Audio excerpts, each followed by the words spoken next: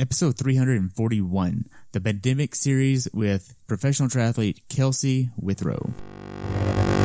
Welcome to the Pursuit of the Perfect Race. I'm Coach Terry Wilson, and with each episode, I bring stories of athletes to you that share their experiences at races in order for you to learn how to have your perfect race. We will hear stories from athletes of all ages, abilities, and races of all distances. So regardless of where you fit in, there's something in there for you. Thanks for spending some time with me today. Now let the pursuit begin.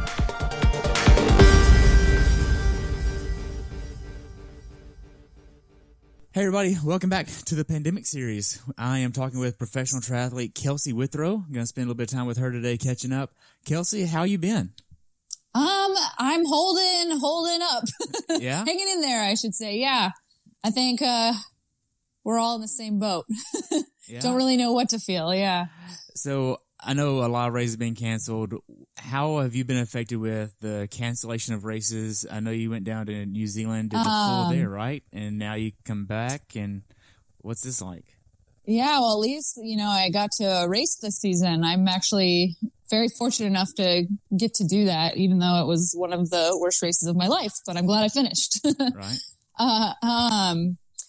Yeah, it's a hard time for us athletes that, have triathlon as our main source of income.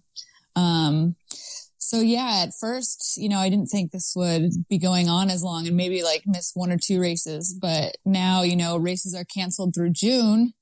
So yeah, it's a little scary. Yeah. How's your motivation been? Honestly, it's been off and on. Some days I feel really motivated, and then other days I sit on my couch and watch The Bachelor. And that's a true story. Man. So how has the training been going? Are you basically ramping up training? Are you going in like a holding pattern? What's this like? Well, thankfully, Ironman just came out with the VR racing series, and it's like an online platform for everyone to get in there racing. And they just had the first Ironman VR race this weekend. And so I did that. Yeah. And basically this weekend we just, we did a 90K bike, a 5K run, and a 21K run. And we had 56 hours or something to complete it. Yeah. So I did that. I saw this morning where a male in the 25 to 29-year-old age group did the 9K bike ride in an hour and 30-something minutes. And how long? 132, 139, yeah. Well, something like that. Yeah, sometimes it's really hard to police, what actually, is going on. Sometimes people just don't calibrate their trainers correctly. So there's really no way of, separating that. So it's mainly for fun. Yeah. So looking forward, how do you think all this is going to play out? Well, hopefully, maybe once they get the COVID under control, maybe they'll start allowing races. But really, sport is the bottom of the totem pole, and I completely understand that. But, it's a lot of, it's a lot of people's identity. So it's mental health is also important. Right. Yeah. So hopefully they'll get it under control, and, things will start eventually going back to our new normal, whatever that may be. Do you think Kona or even 7.3 Worlds will be impacted? I honestly don't think Kona will happen, and that's just based on what I think. I don't really know. But yeah, I just find it, because there's a lot of planning that goes into that, and the town needs to be okay with it, and it's a lot of money. But I understand that it brings a lot of money into Hawaii too, but you just can't risk it with this, virus going out. Right. And I mean, if you think about it, it's one big melting pot. Yeah. From the whole world. So, hey, you're really exposing the Hawaiians, the local nationals or local people there, to something that could be from anywhere in the world. And yeah. And that's dangerous. Yeah, look at it now. It's already out of control. Yeah, I mean, with the Olympics canceling, Wimbledon canceling. I don't know how Kona is really realistically going to be able to happen.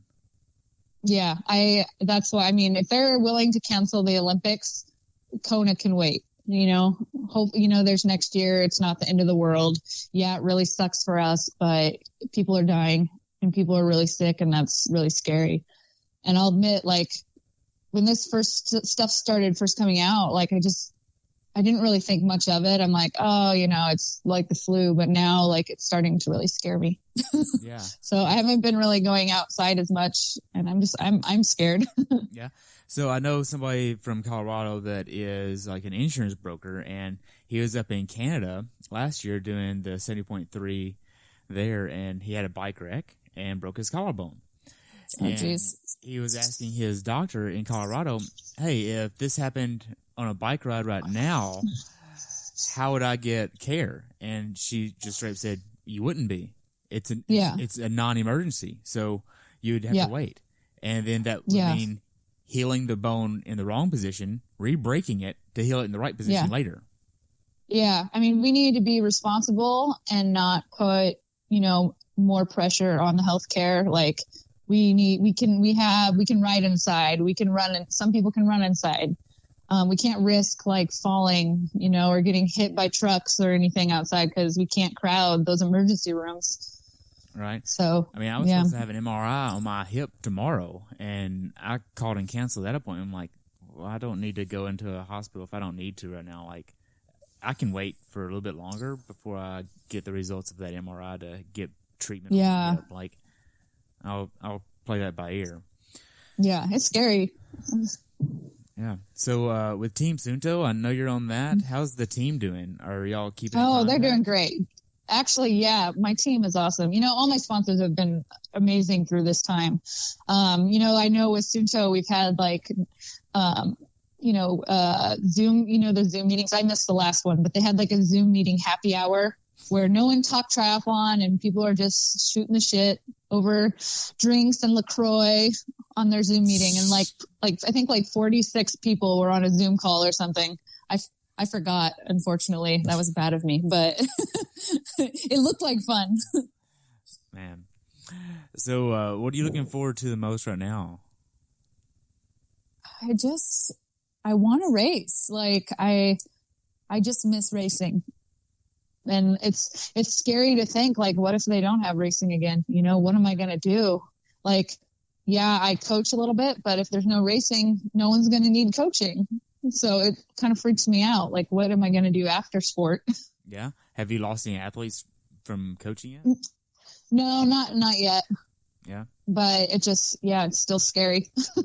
I agree. I mean, I'm in the same boat. I mean, that's how I make a living, and I've had a few athletes already drop off. So, I mean, if you need a coach, let me know. I know a guy. Yeah. So, I mean, just to kind of, I guess, wrap up and move the conversation along, how's your shopping and grocery store? I mean, how is all that there? I know you're in California, right? Yeah, Walnut Creek. It's pretty, I mean, my boyfriend and I, we go to Costco like at least 4 times a week normally. That's like our major grocery store, but we've been going once or twice a week. And sometimes there's like lines around the building, but we haven't hit the crazy hours yet. Wow. There's just no teepee anywhere.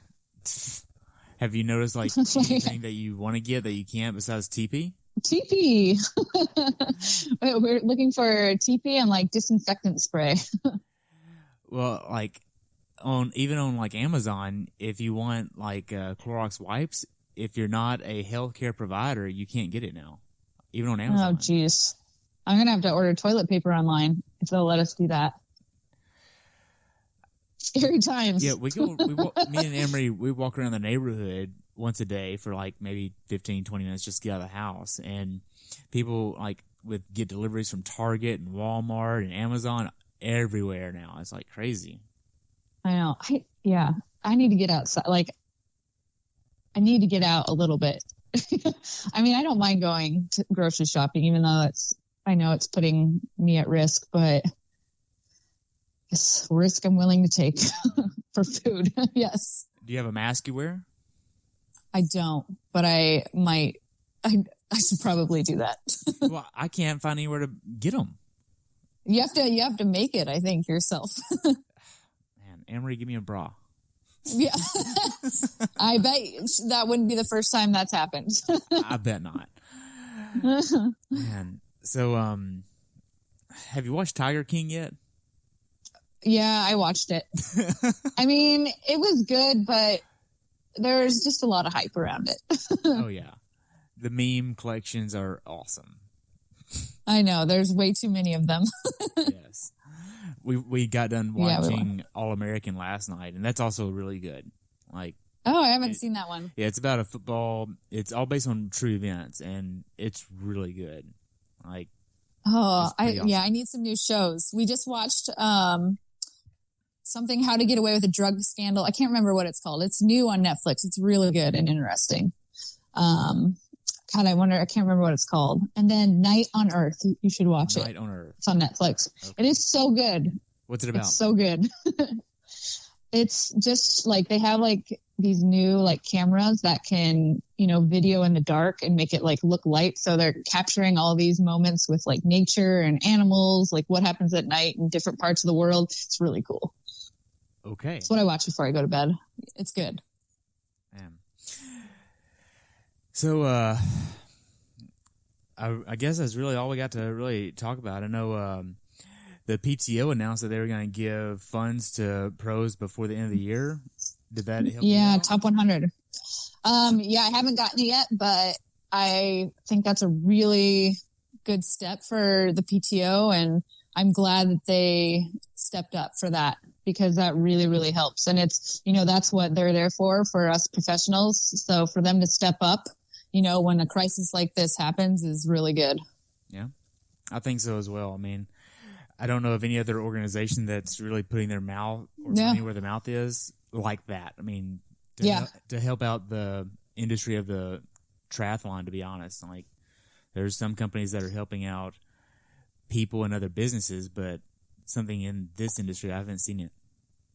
I feel like triathlon, between the PTO, Ironman, they're doing a lot for us. It's not easy for anyone, but I feel like out of all the sports, like Ironman and triathlon are doing something, at least, creating a platform where we can race and challenge each other. Right. I haven't heard of anything with USA Triathlon yet, what they're doing to help things. I mean, I don't know. I don't know about USA Triathlon, but at least Ironman. Yeah. Just do Ironman. But next weekend's format's short distance, so maybe we'll get some of the short course athletes in it. Yeah. You're speaking your name. Yeah, it's a 5150 next week. It's really fun. You should do it. And no one's paying me. I haven't been paid to do it. I just think that it's fun. Yeah.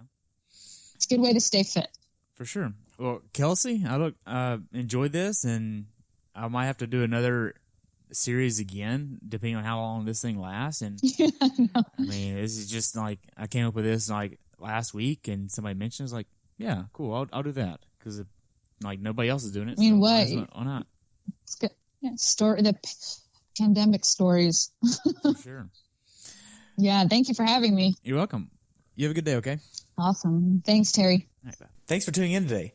I hope you were able to learn something from today's episode. If you enjoyed the show, please take a minute to leave a review on iTunes or share it with a friend. Be sure to subscribe so you never miss an episode. If you'd like to see pictures from this athlete's race, learn more about who I am, what I'm doing, or be on the show yourself to share your story, check out my website at CoachTerryWilson.com. Until next time, continue the pursuit.